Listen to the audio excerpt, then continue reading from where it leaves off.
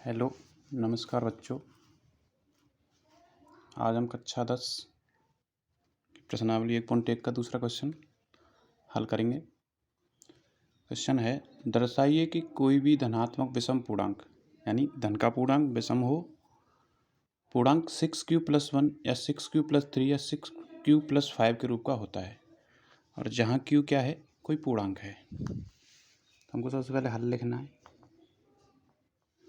कोई धनात्मक विषम पूर्णांक के बारे में बात चल रही है। माना वह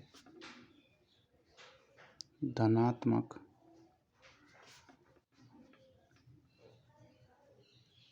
विषम पूर्णांक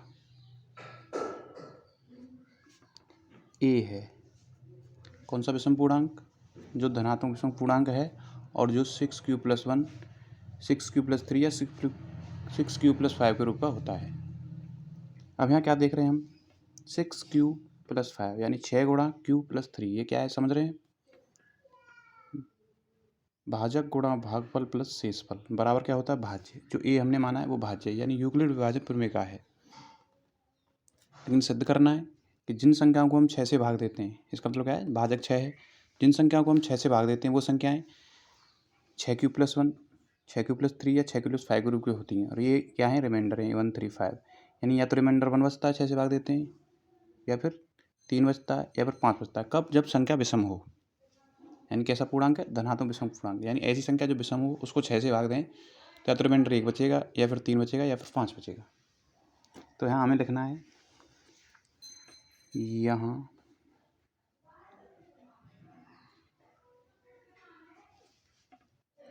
भाजक कितना है? 6q यानी 6 गुणा q, भाजक गुणा भागफल। तो भाजक कितना होगा? 6 और भागफल क्या है? भागफल हमारा q है। यानी कितनी बार जा सकता है? 1 बार, 2 बार, 3 बार, कैसी भी संख्या हो सकती है। और शेषफल क्या है हमारा यहाँ पे?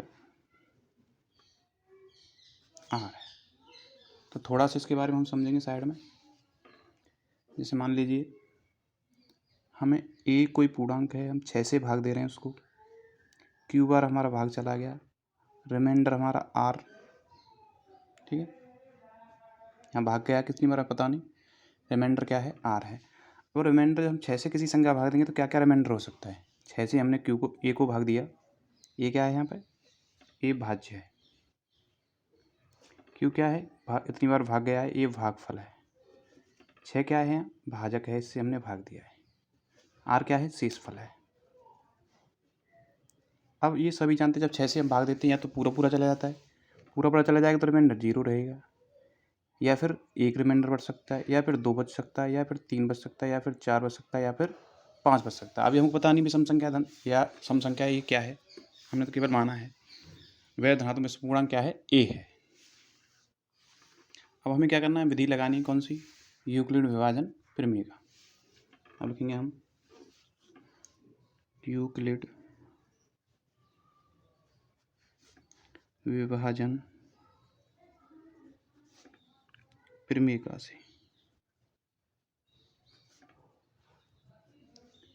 लिखना है भाज्य बराबर भाजक गुणा भागफल प्लस शेषफल, यानी a बराबर 6q+r। यही तो यूक्लिड विभाजन प्रमेय का होती है। इसको बना लिया हमने समीकरण। अब यहाँ जो r है उसके क्या है मान? क्या क्या होंगे? ये लिखेंगे r के संभव मान, यानी जब हम भाग देते हैं तो r के संभव मान क्या क्या हैं? 0, या तो 1, या तो 2, या तो 3, या तो 4, या तो 5 है।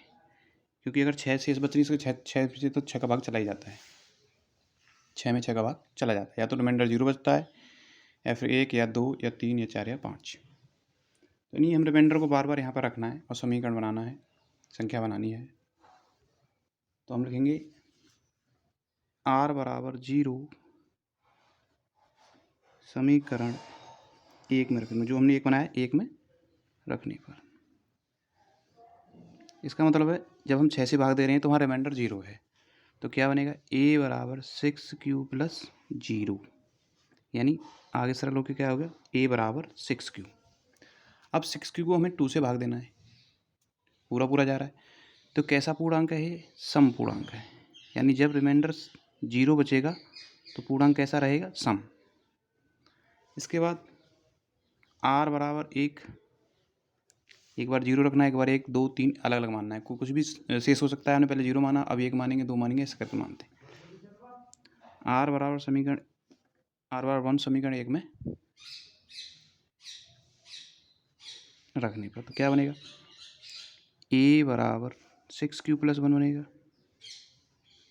6q + 1, अब 2 से हम भाग देंगे, 6q + 1 में जब हम 2 से भाग देंगे तो यहाँ तो चला जाएगा, लेकिन एक शेष बचेगा। जब शेष बच गया तो कैसा पूर्णांक है ये? विषम पूर्णांक है। ऐसे ही 5 तक चेक करना है हमें रिमाइंडर रख के।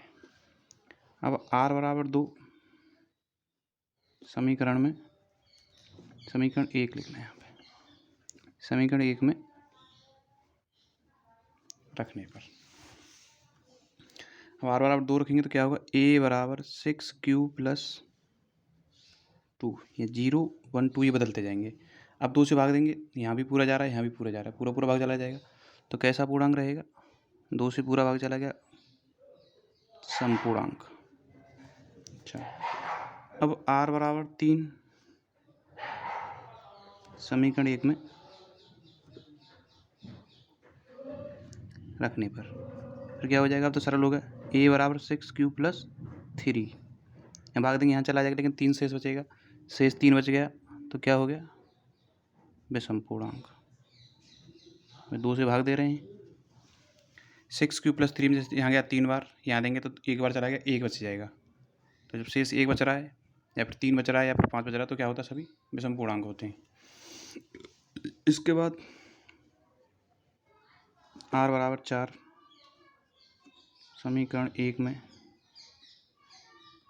रखने पर अब बनेगा a बराबर 6q + 4, 2 से भाग देंगे, यहाँ भी पूरा चला गया और यहाँ भी पूरा चला गया, तो यानी समपूर्णांक, शेष कुछ नहीं बचेगा, शेष 0 बचेगा। जब 0 शेष बचेगा तो पूरा पूरा भाग जा रहा है, तो समपूर्णांक है।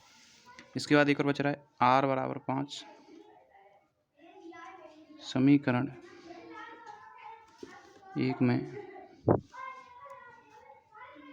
रखने पर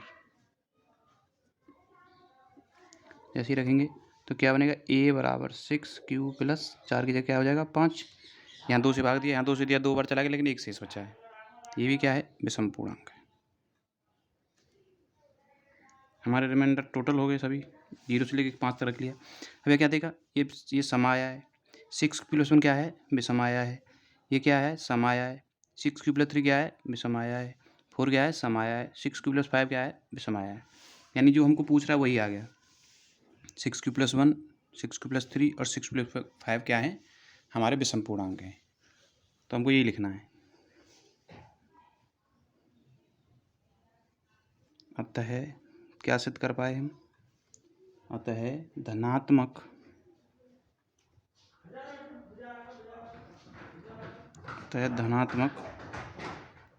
विषम पूर्णांक जो होता है 6 के अकॉर्डिंग, 6 से भाग देने पर, भाजक जहाँ 6 हो, विषम पूर्णांक